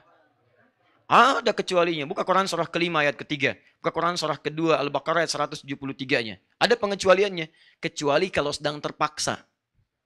Terpaksa. Misal, Anda pergi ke Cina. Di Cina misalnya nggak ada makanan di tempat Anda datang. Tidak ada makanan yang halal sama sekali. Kalau Anda nggak makan, Anda bisa meninggal. Yang ada cuma babi. Kalau tidak makan, Anda meninggal. Boleh makan babi? Tidak besar begitu, bagaimana babi besar dimakan? Tidak. Potong dulu, kemudian ambil dagingnya, masak dulu, dan makanlah kemudian secukupnya yang membuat hilang lapar Anda. Makan babi besar begitu. Nah, jadi babi, hukum asal dari babi itu haram. Asalnya haram mutlak. Dikecualikannya kalau sedang darurat. Jadi semua yang haram mutlak itu kalau dikecualikan saat darurat saja. Kalau tidak darurat, dia tidak halal. Tetap haram. Sekarang, mohon maaf, fokus ini. Mana dalil yang mengatakan kalau pernikahan itu darurat? Asal pernikahan itu bukan darurat. Bapak, saya mohon izin, besok saya menikah, Pak. Kenapa? Darurat. Oh, tidak ada. Nikah itu bahkan hukumnya sunnah asalnya. Ada yang menyebut mubah. Nggak ada orang mengatakan hukum darurat. Di hukum nikah itu beda dengan hukum makan babi. Kalau yang tadi itu darurat sifatnya, kalau nggak makan saya meninggal. Tapi kalau nikah kan lain. Hukum asalnya bukan haram bahkan. Jadi nggak bisa hukum yang mubah, hukum yang sunnah itu dijadikan darurat untuk menepikan yang haram. Jadi kiasnya nggak sama di sini. Ada kekurangan dalam hukum di sini. Ada yang tidak tepat di sini. Jadi kalau Anda ingin mengecualikan seperti hukum yang tadi, mesti ada persamaan. Dalam kaidah usul fikih, itu dinamakan dengan kaidah ilat yang tidak sama, maka hukumnya tertolak. Tertolak, ingat baik-baik. Ya, saya turunkan dulu. Ustaz, itu kan ijma ulama. 4 mazhab mengharamkan musik. Pernah dengar kalimat itu? Baik, 4 mazhab mengharamkan musik. Mari kita lihat. Saya pernah keluarkan beberapa artikel teman-teman. Dan saya simpulkan semua artikel yang berbahasa Indonesia rata-rata mengambil referensi dari artikel Arab yang saya telah turunkan di sini printoutnya. Ada di sini semua. Dan dalilnya sama semua. Jadi ngambilnya dalilnya sama, Qurannya, hadisnya macam-macam dari sini semuanya. Saya keluarkan di antara yang dikutip adalah perkataan Imam Asy-Syafi'i. Disebut di situ di jilid yang keempat halaman 92. Disebut kalimat Imam Asy-Syafi'i dan dengan kalimat qiyas yang luar biasa. Perhatikan baik-baik. Di situ disebutkan kalimat bahwa Imam Asy-Syafi'i tidak membenarkan wasiat dengan alat musik. Tidak membenarkan wasiat dengan alat musik. Bahkan kata beliau kalau ada alat musik kemudian diwasiatkan itu batal hukumnya. Ini menunjukkan kata beliau Imam Asy-Syafi'i menghukumi haram bagi alat musik. Bahkan ada dari Imam Asy-Syafi'i keterangan kalaulah kemudian maaf ada orang-orang yang mencuri alat musik maka tidak dihukum qisas, nggak usah dipotong tangannya karena dia mencuri sesuatu yang diharamkan. Paham sampai sini? Pernah dengar kalimat itu? Nah, saya mencoba meneliti sampai jam 2 saya cari karena nggak disebutkan di bagian apa itu dimaksudkan. Dan itu yang menyalin juga beberapa kalangan, ada yang gelarnya cukup tinggi, ada yang sampai PhD dan sebagainya. Ada yang sebagian pernah juga mentahdir saya dan seterusnya, nggak ada masalah. Terus kita kumpulkan, kemudian kita keluarkan, saya sampai bilang kepada staf kami, tolong berikan, cari buku Al-Um. Karena disebutkan Al-Um. 9 jilid kita buka setiap jilidnya, ditemukan jilid yang keempat. Kita cek dalam kitabnya, apa yang terjadi. Ternyata saya punya keyakinan kuat, yang bersangkutan belum tentu melihat isi kitabnya. Karena yang dimaksud di kitab itu bukan hal yang disampaikan oleh yang bersangkutan. Yang dimaksudkan pembahasan lain dalam konteks berbeda, tapi kalimatnya dipotong. Sehingga salahlah kesimpulan yang ada. Contoh, saya bukakan jilid yang keempat halaman 123. Mungkin beda cetakan. Di cetakan yang dimaksudkan dituliskan halaman 92. Saya cek halaman 92 ternyata tidak ada kalimatnya. Baik. Lihat baik-baik ya. Bab ma yajuzu minal wasiyah fi halin wa la yajuzu fi halin ukhra. Bab ma yajuzu minal wasiyah, ma yajuzu minal wasiyah fi halin wa la yajuzu fi ukhra. Bab tentang wasiat pada satu hal yang unik sifatnya. Keadaan tertentu boleh, keadaan tertentu tidak boleh. Jadi ada benda yang diwasiatkan untuk ahli waris. Benda ini unik sifatnya. Dia saat yang bersamaan bisa diwariskan, bisa tidak diwariskan. Apa di antara pembahasan yang dibahas ini? Banyak. Ada wasiat tentang pemberian anjing. Ada. Anjing apa hukumnya? Dalam mazhab Syafi'i itu haram mutlak. Dalam mazhab Syafi'i. Haram mutlak. Ya, najis aini. Najis aini. Jadi kalau disentuh pun Anda mesti cuci tangan. Ya, cuci tangannya 7 kali. Salah satunya menggunakan apa? Baik. Nah, yang paling menarik setelahnya pembahasan tentang warisan menggunakan alat-alat musik. Dicontohkan langsung di sini. Misalnya yudrobu bihi. Yang sering dipukul. Misal seperti rebana. Dan kemudian alat-alat musik yang dipetik. Ya, kalau sekarang gitar dan semacamnya. Teman-teman, apa kalimat Al-Imam Asy-Syafi'inya? Dipotong kemudian jadi kalimat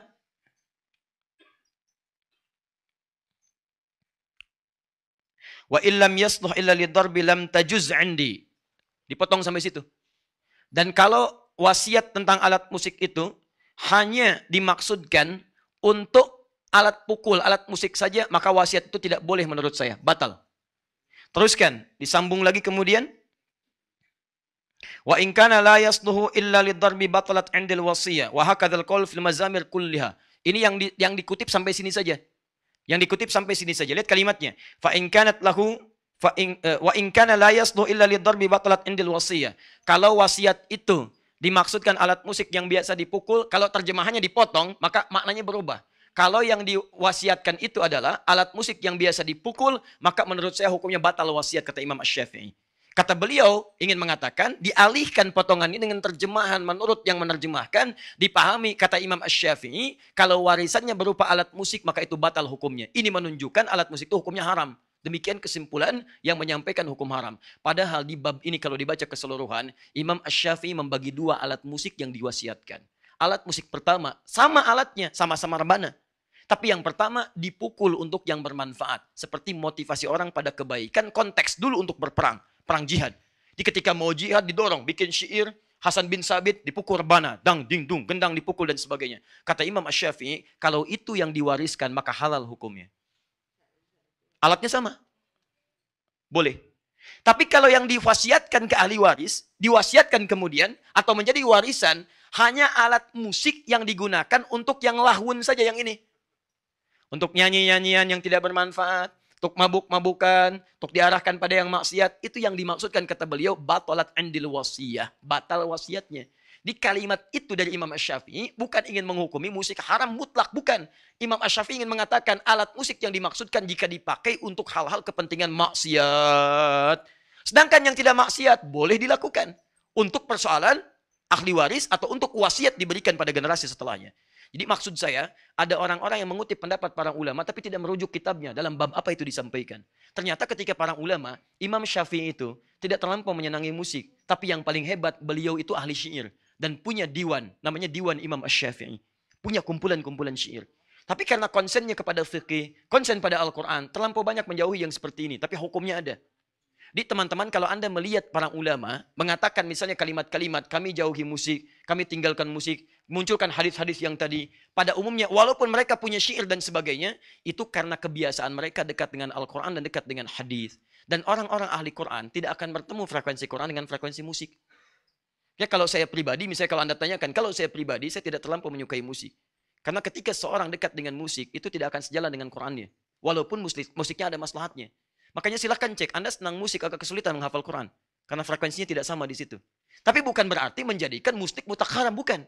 Karena ada bagian-bagian tertentu yang dibenarkan oleh Al-Quran. Apa itu? Ada orang yang memang bakatnya ada di situ. Bakatnya di situ.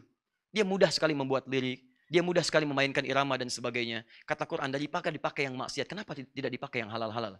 Seperti Hasan bin Sabit menggunakannya. Seperti Ka'ab bin Zuhair. Dan diberi hadiah oleh Nabi SAW. Makanya muncul semacam Maher Zain. Muncul semacam Yusuf Islam dan sebagainya, muncul semacam dan sebagainya, ya kalimat-kalimat lirik-lirik yang mengarahkan kepada nilai-nilai kebaikan, tapi tidak disatukan dengan yang maksiat. Liriknya memang bagus, ayo sholat, ayo sholat, ayo sholat, ayo sholat, yang di bawah joget, ikhtilat dan sebagainya. Nah, itu barangkali mencampurkan dua hal yang tidak bertemu satu dengan yang lainnya. Diberi judul nada dan dakwah, nada satu, dakwah satu, tapi antara nada dengan dakwah tidak nyambung. Kalimatnya benar nada dakwah, kalau dengan nada itu ada nilai-nilai kebaikan yang tidak menghadirkan unsur maksiat. Jelas ya? Judi, aku kalah, bohong, sungguh, misalkan. Misal saja ya. Misal. Itu kan sudah salah, liriknya salah, orangnya juga salah. Nah, apa kesimpulannya? Kesimpulannya adalah turunkan dulu. Jadi kalau kita bandingkan, saya kan belum berbicara tentang pilihan Anda. Itu silahkan Anda pilih yang bagaimana, nggak ada masalah. Saya mau bicara kesimpulannya, kalau kita bandingkan para pendapat ulama akan ditemukan tadi perbandingan-perbandingan berdasar turunan ayat dan hadis tadi. Maka pendapat ulama ada yang mengharamkan mutlak dengan alasan tadi untuk kehati-hatian saja. Yang kedua ada pendapat haram dengan syarat, haram kecuali karena ada pengecualian-pengecualian di sini. Yang ketiga kemudian ada yang membolehkan mutlak karena diambil hadis kebolehannya saja. Yang keempat ada kebolehan dengan syarat kalau musik yang dimaksudkan mendukung kepada nilai-nilai kebaikan yang dibenarkan oleh agama. Di luar itu maka semuanya masuk pada kategori yang tidak dibenarkan. Nah dari empat ini bagaimana kita menyimpulkan tarjihnya? Yang paling gampang, para ulama membuat hukum umum. Ditariklah garis dari kiri ke kanan. Garis ini kesimpulan terakhirnya. Tengah-tengahnya disebut mubah. Fokus. Tarik ke kiri jadi makruh. Tarik ke kiri lagi jadi haram. Ini tarik ke kanan. Jadi sunnah. Ini hukum asal ya. Jangan kaitkan dengan musik dulu. Hukum asal. Tarik sunnah ke sini jadi wajib. Fokus. Perhatikan baik-baik. Hukum ini cuma 5. Mubah, tarik kiri makruh, tarik kiri lagi jadi haram. Tarik kanan sunnah, tarik kanan lagi jadi wajib. Kita letakkan musik pada porsinya. Perhatikan baik-baik. Jika musik itu tidak ada hubungan sama sekali dengan maksiat. Dan tidak mengajak juga misalnya secara langsung pada ketaatan yang standar-standar saja. Maka dihukumi mubah di sini. Bisa lagu-lagu kebangsaan. Yang sifatnya tidak ada lirik maksiat dan sebagainya. Di Saudi ada lagu kebangsaannya. Indonesia ada lagu kebangsaannya. Dan dengan nilai-nilai itu disampaikan nilai-nilai kebangsaan suatu bangsa misalnya. Maka itu masuk pada kategori yang ini saja. Mubah. Karena itu hampir tidak ditemukan ulama di setiap tempat walaupun mengharamkan, tapi anehnya agak susah memberikan fatwa haram pada lagu kebangsaannya. Bisa cek di Saudi Arabia. Pernahkah Anda mendengar ulama Saudi berfatwa haram hukumnya lagu kebangsaan? Kalau disampaikan selesai urusan kehidupannya. Baik. Kan tidak mendengar. Ya, sama di Indonesia juga begitu. Yang mengatakan haram, nggak ada yang berani. Ayo posting haram lagu Indonesia Raya. Kalau tidak berurusan dengan tersangka dan sebagainya. Kartu merah dia tuh. Ya. Kenapa? Agak aneh memang. Saya pakai jas semalam, Anda ribut. Saya sampaikan ini Anda ribut. Ini Masya Allah luar biasa. Kita menyesuaikan penampilan lah ya. Kalau lihat gorong-gorong ya pakai kaos gitu kan. Kalau ke pengajian ya pakai pakaian yang sesuai. Sesuai. Sesuai. Jangan lihat God pakai batik, ke pengajian pakai kaos, nggak nyambung kan? Misal, nggak ada yang hubungan yang lain. Hubungan ke sini. Kita bicara musik. Sekarang lihat sini. Kalau dari musik itu kemudian, maaf, dia tidak langsung terkait dengan maksiat. Tapi di situ ada yang membuat diri kita itu masih ingat sholat, masih Quran dan sebagainya, tapi malas beraktivitas dalam urusan-urusan keduniaan. Larut dalam itu, maka minimal dia jatuh hukum makruh di situ. Makruh. Lupa karena menyimak lagu dan sebagainya, dibuat hayalan-hayalan, itu kan? Tapi sholat masih ingat, kerjakan sholatnya, baca Quran juga iya. Cuman sayang kadang-kadang misalnya dalam pekerjaan yang lebih maslahat kadang-kadang tidak dikerjakan karena larut mendengar yang seperti itu. Makruh hukumnya. Ini, kalau sudah masuk pada aspek yang dilarang. Dengan musik bukan lalai lagi, sholat nggak dikerjakan. Kamu ingat sholat ya? Iya mah, saya ingat, tapi nggak dikerjakan. Memang ingat, cuman nggak dikerjakan. Ada yang sama sekali nggak ingat sholat. Ada yang langsung bermaksiat di situ. Alat-alatnya sudah ada drumnya, ada gitarnya, ada macam-macamnya. Sampingnya apa? Minumannya juga ada. Bukan minuman biasa. Begitu minum, bermasalah. Ada tabletnya juga bukan tablet biasa. Begitu dimakan, ada persoalan di situ. Dan seterusnya. Mabuknya ada. Mohon maaf, sakaunya ada di situ. Zinanya juga ada di situ. Yang kalau berdendang, maaf ya, pelakunya saja sudah masuk dengan cara maksiat. Maka pesertanya pun pasti akan bermaksiat. Silakan Anda lihat konser-konser musik yang diawali para penyanyinya dengan proses yang salah, dengan bermaksiat di situ, maka akan menghasilkan para peserta pun yang larut dalam maksiat. Datangnya yang dibawa apa? Yang dibawa itu halal yang maksiat. Minuman yang tidak jelas, arah yang tidak jelas, joget-joget tidak jelas, ikhtilat tidak jelas, maka jelas itu hukumnya haram. Haram hukumnya. Ya. Judulnya memang bagus, ketika ditepuk yang diarahkan salah. Ya, maaf, saya tidak harus sebutkan itu kan, nanti jadi masalah lagi. Itu dipahami saja. Tapi kalau kemudian dari situ ada nilai-nilai kebaikan yang dibawa bahkan mengarahkan pada nilai-nilai agama. Yang memang di situ domainnya dia. Di situ bakatnya, hidupnya di situ. Siapa contohnya? Jangan ambil contoh sekarang, ambil contoh di masa Nabi namanya Hasan bin Thabit. Hasan bin Thabit. Bahkan langsung dipuji oleh Nabi SAW. Bahkan dinantikan syairnya. Begitu ada yang mencela, Hasan tampil membela Nabi SAW dengan syairnya. Bahkan di situ dibutuhkan syairnya Hasan untuk membela nilai-nilai Islam. Karena konteksnya sangat dibutuhkan. Naik hukumnya bukan sekedar mubah. Ada nilai sunnah di situ. Karena golongan-golongan itu tidak bisa mendengar yang lain kecuali syair. Bahkan bisa jatuh pada hukum yang sangat luar biasa. Walaupun ini jarang. Sangat jarang. Bisa masuk pada kategori wajib. Kalau memang itu jadi wasilah satu-satunya untuk memahamkan orang tentang Islam. Contoh, saya bertemu dengan Profesor Silmi. Hamid As-Silmi. Beliau dari Kanada. Tidak sedikit orang Kanada masuk Islam karena mendengar lirik-lirik keislaman. Karena memang dunianya di situ.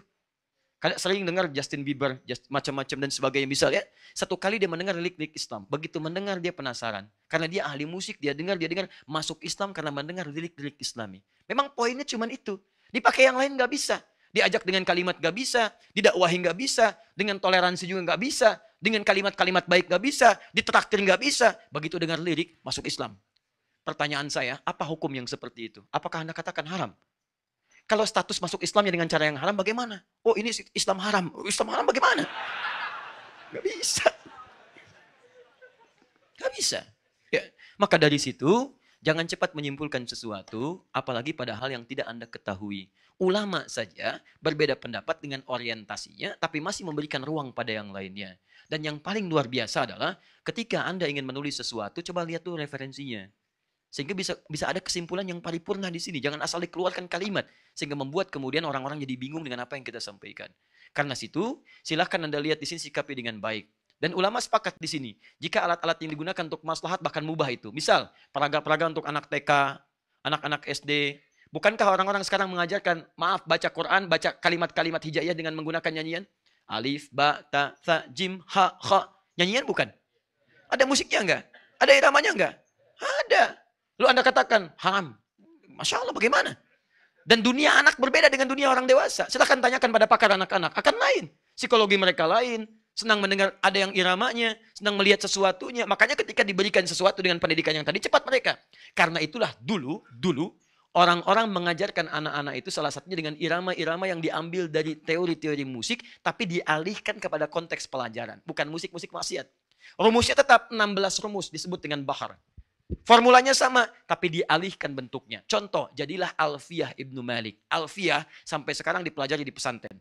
Semua pesantren, bahkan pesantren Salafi mempelajari Alfiyah. Tapi tidak ada satupun ulama salaf yang mengatakan Alfiyah haram. Kenapa? Karena nilainya pada pendidikan, nilai-nilai bahasa Arab. Padahal Alfiyah itu disusun dengan syair. Rumusnya rajaz. Dan di situ ada iramanya. Kalamuna lafzun mufidun kastaqim wasmun wa fi'lun thumma harfunil kalim wahiduhu kalimatun wal qawlu am wa kalimatun biha kalamun qad yu'am bil jarri wat tanwini wan nida wa al wa musnadin lil ismi tamyizun hasal bitafa'alti atat wa ya if'ali wa nunik balan nafi'un jali. Ada iramanya. Ada qafiyahnya, tapi tidak ada satupun yang mengatakan haram. Tidak. Kenapa? Karena nilai-nilai tadi dialihkan pada hal-hal yang bermanfaat dalam kehidupan. Ada. Ada alfiyah ilmu hadis pakai syair. Ada. Ada alfiyah ilmu Quran pakai syair. Tapi menariknya, tidak ada satupun ulama mengatakan alfiyah hadis haram. Alfiyah syair, alfiyah Quran haram. Tidak ada. Alfiyah Quran itu bukan Qurannya, tapi syair-syair untuk memahami ilmu-ilmu Al-Quran. Teman-teman, hadir. Yang jadi masalah, ketika Quran ditinggalkan, hadis ditinggalkan, dibawalah notasi-notasi itu pada keperluan maksiat lagi. Disusun alat-alatnya. Karena kebanyakan dipakai maksiat, karena akhirnya orang umumnya memahami. Kalau ada alat itu lekat dengan maksiat, akhirnya umumnya cenderung untuk menjauhinya. Muncul rumusan, nggak ada masalah. CDF, GABC, GABC, D, FIS G, DBC, ABC, D, ABC, D, FIS GIS A, FIS GIS A, BCIS DIS E, BCIS DIS E, FIS GIS AIS B, FIS AIS B, CIS DIS AIS FIS.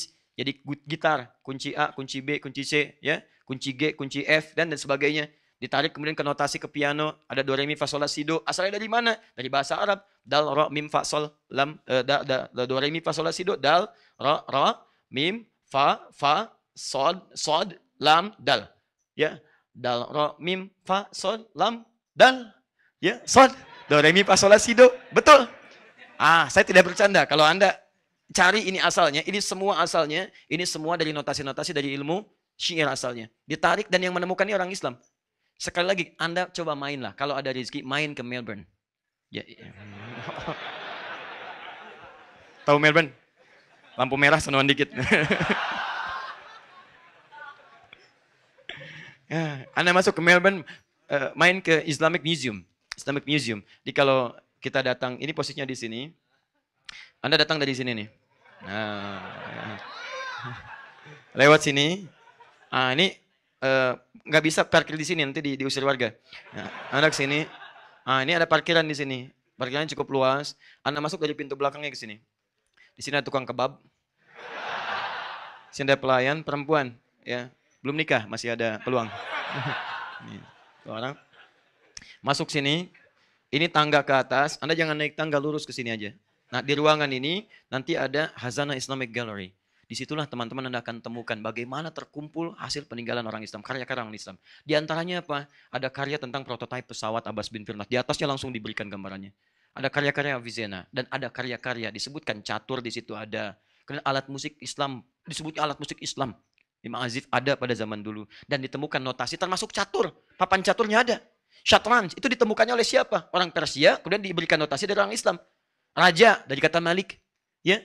Kemudian ada patih lagi di situ. Ada kemudian kuncung, ya, dan itu ada istilah-istilahnya, betul, ya kan? Gini, kuncung gayanya lurus gini, ada yang seperti ini, ada yang putih, ada yang hitam kan? Baik yang putih lurus begini, yang hitam begini, nggak bisa lurus dia, bereng aja begini, ya. Jadi kalau ada orang jalannya miring, kuncung, ya, bisa. Ya, termasuk di sini ada notasi tadi do re mi fa sol la si do dari mana diambilnya. Anda bisa foto itu. Bisa foto, bisa lihat-lihat dan seterusnya. Anda bisa diambil. Nanti Anda masuk lagi, lurus lagi. Di sini ada kaca. Di kaca itu ada wallpapernya, wallpaper dari Syajaratun Nabi. Ya, jadi generasi keturunan Nabi dari Nabi Adam terus sampai ke bawah, sampai ke Nabi Muhammad SAW. Ada semua silsilahnya di situ. Bisa diturunkan. Nah, jadi maksud saya adalah, ayo coba kita luaskan wawasan dan kesimpulan terakhirnya adalah tarjihnya. Mana yang terkuat di antara ini? Selalu yang paling kuat itu yang pertengahan. Karena kita diminta oleh Allah untuk mengambil bagian pertengahan. Kita umat pertengahan. Quran surah kedua ayat 143. Wa kadzalika ja'alnakum ummatan wasata, yang tengah-tengah. Jadi kalau kita melihat proporsional saja, jangan-jangan antum haramkan mutlak tapi antum butuh sesuatu untuk bermanfaat dalam diri antum. Jangan-jangan halalkan mutlak tapi ada maksiat yang berbahaya di situ. Karena itu, jika memang dengan musik itu Anda bisa mendapatkan manfaat yang dibutuhkan untuk mendukung agama, Anda boleh ambil bagian dari porsi itu. Tapi kalau nggak ada manfaatnya, saran saya tinggalkan. Karena nggak ada manfaat dalam kehidupan Anda. Ya, kalau saya pribadi, saya tidak terlampau menyukai hal seperti ini. Saya belajar itu untuk menjelaskan hukum, bukan ingin ikut kemudian terlibat dalam hal-hal yang dimaksudkan. Tidak. Saya jurusan saya di bahasa Arab. Ya, spesialisasi saya tentang Al-Quran. Karena saking cintanya dengan Quran, saya belajar bahasa Quran. Bukan untuk bisa bahasa Arab, tapi mendalami bahasa Quran. Maka kami pelajari itu. Dan di jurusan bahasa Arab pasti akan belajar dengan ini semua. Makanya kami punya argumentasi untuk menyampaikan. Karena saya pelajari. Ya, 5 tahun di Tripoli saya pelajari tentang ini, tentang syair, tentang rumus, tentang macam-macam. Sampai apa unsur syair dan seterusnya. Sampai ditemukanlah kalimat ini. Anda kalau nggak belajar tentang ini, Anda nggak akan paham kenapa kalimat Quran turunnya dengan lahwal hadith. Kenapa di sini ada malahi, kenapa ada ma'azif, kenapa tidak disebutkan kalimat musik. Karena yang dimaksud musik pada saat itu, apa yang tadi kami terangkan. Bukan berarti jadi otoritatif, bukan. Ada juga yang lain yang mungkin punya pendapat. Yang penting kita saling menghormati. Yang salah itu adalah yang terlalu fanatis dengan pendapatnya dan menjadikan perpecahan dalam kehidupan. Anda boleh punya pilihan, tapi tidak harus memaksakan pilihan Anda pada orang lain. Tetap kita sama-sama, Anda pakai kaos, orang lain pakai kaos. Bukan berarti kaos Anda harus dipakai kaos orang lain. Tidak harus ukuran Anda dipakai ukuran orang lain. Saya ukurannya misalnya M, tuh kan? Ini mungkin XL. Apakah mungkin saya paksakan kaos saya dipakai kaos oleh Mas Dwi misalnya? Nggak bisa. Nggak bisa. Yang penting sama-sama pakai kaos. Yang salah yang nggak pakai baju. Itu poinnya. Jelas ya? Baik, jadi mulai hari ini, tapi saya selalu memberi catatan. Kalau Anda mau jadi ahli Quran, sudah selesai. Nggak ada hubungan dengan musik. Karena frekuensi musik nggak akan sama dengan frekuensi Quran. Ya, kecuali dalam hal yang tadi saja, yang membantu untuk nilai-nilai ya pengaktifan Quran seperti huruf saja, atau ada maqamat. Maqamat itu digunakan. Kalau dulu disebut dengan nagmah, ada bayati. Bayati, ya, ada ras misalnya kan. Aratayran alal ghusni yunadi Ar-Rahman. Nah, itu diterapkan ke surat Ar-Rahman. Suka ada itu. Ada ras, ada bayati, ada hijaz, ya, dan seterusnya. Kalau saya nggak terlalu pandai itu. Ya, kalau kami hanya mendalami bacaan-bacaan, murattal, kemudian menghafal dan sebagainya. Mungkin ada yang mujawwadah. Itu yang dihadirkan di MTQ dan seterusnya. Itu nggak ada masalah. Tapi kalau hal-hal yang sifatnya yang tidak bermanfaat, saran saya tinggalkan. Karena itu nggak ada manfaat dalam kehidupan kita. Saya pernah mendengar hadis Nabi SAW bahwa SAW tidak akan terjadi tanda-tanda besar kiamat. Duhan, salam 3 perkara daripada umatku. Banyak penyair, wanita di mana-mana. Musik banyak digemari umatku. Khamar di mana meranjam. Minta penjelasan. Coba lihat. Saya sering sampaikan pada Anda, ada hukum berdiri sendiri, ada hukum disertakan dengan hukum lain. Hukum berdiri sendiri, Mikael, hukum khamar. Sudah, jelas itu haram hukumnya. Ada ayat sudah jelas, mirasantika haram hukumnya, selesai. Ada hukum misalnya, misal kita ingin satukan di sini, ya. Misal hukumnya sholat. Baik, hukum sholat. Apa hukumnya? Wajib, jelas. Nah, dikerjakan pahala, ditinggalkan dosa. Nah, ada hukum misalnya, baik menyatukan antara khamar, mabuk dengan sholat. Ada. Pada awalnya kan ayat-ayat yang turun tentang melarang mabuk itu awal-awalnya menjelaskan. Nggak langsung diharamkan seketika. Turun ayat, banyak orang mabuk dari memetik perasan dari kurma dengan anggur. Setelah itu apa yang terjadi? Mohon maaf, dijelaskan. Dari mabuk ini, dari khamar ini memang sedikit saja manfaatnya. Sedikit. Nah, seperti itu yang disampaikan Fajar tadi ya. Sedikit manfaatnya. Cuman sayang, banyak madaratnya. Turun Quran surah kedua ayat 219. Yas'alunaka 'anil khamri wal maisir. Qul fihima itsmun kabirun wa manafi'u linnas. Dosanya banyak, ya buruknya banyak. Kalaupun ada manfaat paling sedikit. Alkohol bisa digunakan untuk hal-hal tertentu. Tapi kalau digunakan untuk hal-hal yang seperti tadi, mabuk, madaratnya lebih banyak di situ. Tayyib. Masih nggak percaya sebagian orang. Akhirnya apa? Masih ada yang mabuk, setelah mabuk dia sholat. Saat mabuk dia sholat. Dia sedang mabuk dia sholat. Karena memang belum ada ayat langsung turun melarang orang mabuk. Jadi sedang mabuk, sholat, dan jadi imam lagi. Betul, ini pada zaman Nabi SAW di awal masa. Yang dibaca Al-Kafirun. Nggak selesai-selesai.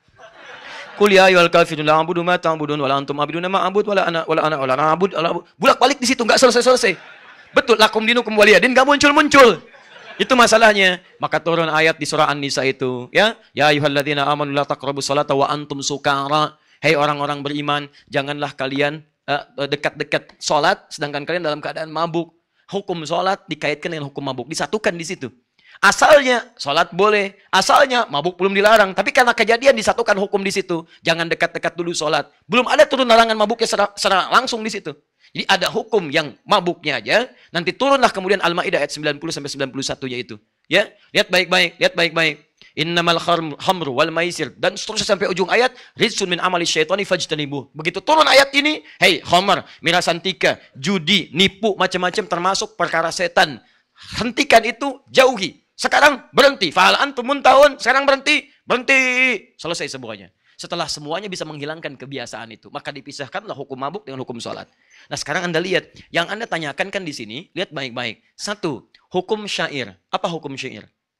Tidak mutlak haram karena ada dua di sini. Imam Syafi'i punya syair. Yang di depan Nabi ada yang bersyair. Tidak mutlak haram.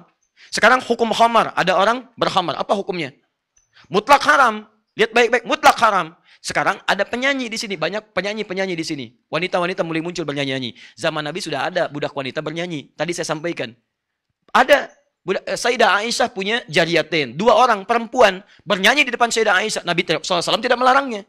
Persoalannya, ketika nyanyian ini disandingkan dengan khamar. Awas, disandingkan dengan khamar. Khamar menyatu di sini. Nyanyian menyatu di sini. Syair menyatu di sini. Maka muncullah kemudian tanda-tanda keharaman. Tadi yang saya sampaikan, jika alat musik dipakai pada yang haram, maka hukumnya haram. Jika khamar sudah muncul di musik, di nyanyian, maka ini menunjukkan perkara haram. Maksud hadis ini ingin mengatakan, kiamat itu tidak akan terjadi, kecuali salah satunya kalau maksiat sudah merebak di mana-mana. Apa di antaranya? Kalau sudah bercampur perkara-perkara dan jadilah perkara itu menunjuk pada keharaman keseluruhannya. Misal, sekarang yang bernyanyi semuanya haram semua. Setiap ada nyanyian, wah itu khamar di situ, zina di situ. Gak ditemukan lagi orang-orang bernyanyi untuk kebaikan-kebaikan. Gak ada syair-syair ngajak solawat. Tidak ada syair-syair ngajak kemudian untuk sholat. Tidak ada syair-syair ngajak untuk menerangkan haji. Tidak ada syair-syair mengajak untuk menerangkan suasana hati. Ya tombo hati. Ya ada 5 perkara ini dan itu sudah nggak ada lagi tuh. Tombo hati nggak ada, ya tombo puspa nggak ada, tombo ini atau pokoknya nggak ada lagi lah gitu ya. Itu semua udah hilang semua. Ya maher zen sudah nggak ada syair-syair lagi dan seterusnya sudah hilang semua. Apa yang terjadi? Semua musik terkait dengan maksiat saja. Maka itu pertanda salah satunya ya kiamat akan segera terjadi.